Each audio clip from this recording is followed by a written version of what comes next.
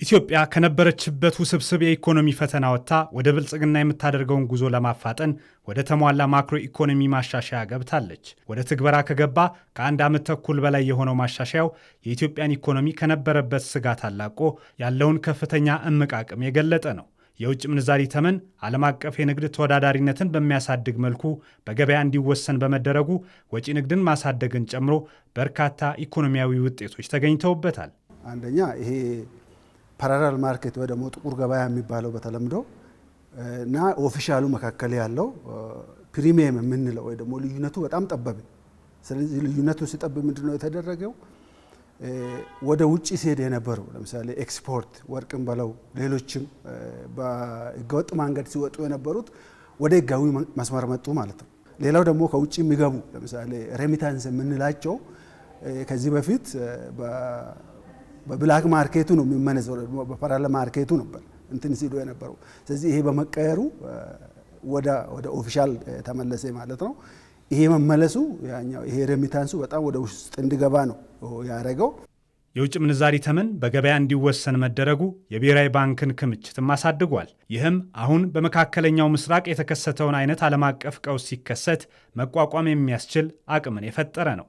የውጭ ምንዛሪ ክምችት ባይሻሻል በአሁን ባለበት ሁኔታ ባይሆን አገራት ወይም አሁን የተከሰተው አይነት ቀውስ በዓለም ደረጃ በሚከሰትበት ጊዜ ከፍተኛ የሆነ ጫና ነው የሚፈጥረውና ይሄም በዋናነት በብሔራዊ ባንክ ላይ የተቀመጠውን የውጭ ምንዛሪ ክምችትን በጥሩ ሁኔታ በማሻሻሉ አገራችን እንደዚህ አይነት ቀውሶችን ለመቋቋም የሚያግዝ ሁኔታ ላይ አስችሏታል። የማክሮ ኢኮኖሚ ማሻሻያው ሌላኛው ምሰሶ የመንግስትን የገቢ አሰባሰብ አቅም ማዘመን ነው። የታክስ መሰረቱን በማስፋትና የቴክኖሎጂ አጠቃቀምን በማሳደግ ረገድ ከፍተኛ ውጤት ተመዝግቧል። ይህም መንግስት ለልማት ፕሮጀክቶችና ለማህበራዊ አገልግሎቶች የሚመደበውን በጀት ከውጭ ዕዳ ይልቅ በሀገር ውስጥ ገቢ እንዲሸፍን አቅም የፈጠረ ነው። ከኮሪደር ልማት እስከ ግብርና ኢንቨስትመንት ያሉ ግዙፍ ሀገራዊ ፕሮጀክቶች ያለ ፋይናንስ እጥረት እንዲከናወኑም አስችሏል። የገቢ አሰባሰብ ከጥቅል ሀገራዊ ምርት ያለውን ድርሻም አሳድጓል። የታክስ ገቢ በከፍተኛ ሁኔታ በመሻሻሉ ወይም መሻሻልን በማሳየቱ ለመጀመሪያ ጊዜ ከአገራዊ ምርት ያለው ጥምርታ እድገትን አሳይቷል። ወደ 1.57% እድገት አሳይቷል። 2016 በጀት ዓመት ከነበረበት ከ6.2% ወደ 7.7% እድገትን አሳይቷል። ይህ ማለት በዋናነት በታክስ ፖሊሲ የተደረጉ ማሻሻያዎች አሉ። እንደዚሁም በታክስ አስተዳደሩን በኩል ዘመናዊ ለማድረግ የተደረጉ ማሻሻያዎች አሉ። በዋናነት ደግሞ የውጭ ምንዛሬ ማሻሻያን ተከትለው በተደረገው ማሻሻያ ምክንያት ከውጭ የሚገባው የኢምፖርት ታክስ እና ዲዩቲ የሚባለው ላይ ከፍተኛ የሆነ ምርታ ታይቷል። በዚህ ምክንያት ያው የታክስ አፈጻጸሙ ጥሩ አፈጻጸም ማየት ችለናል።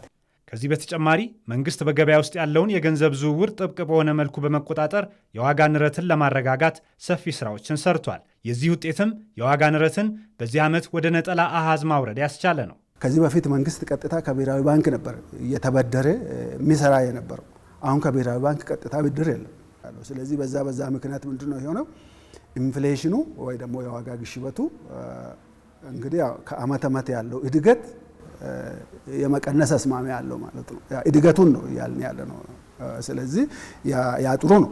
አጠቃላይ የሆኑ የገንዘብ ፖሊሲን በምንመለከትበት ጊዜ፣ ፊስካል ፖሊሲን በምንመለከትበት ጊዜ ሌሎችም እርምጃዎች በተለይ ከሪዘርቭ ሪኳየርሜንት እነዚህ ሁሉ በተደረጉ ማሻሻያዎች ምክንያት የዋጋ ንረት ከሚጠበቀውም ከተጠበቀው ጊዜ በፊት ወደ አንድ አሃዝ ወይም ወደ አንድ አሃዝ ታይሳስ ወር ውስጥ መግባት ችሏል። ለዚህ ትልቁ አስተዋጽኦ ያደረገው መንግስት የወሰዳቸው የተቀናጀ የፊስካልና የገንዘብ ፖሊሲ አተገባበር ነው።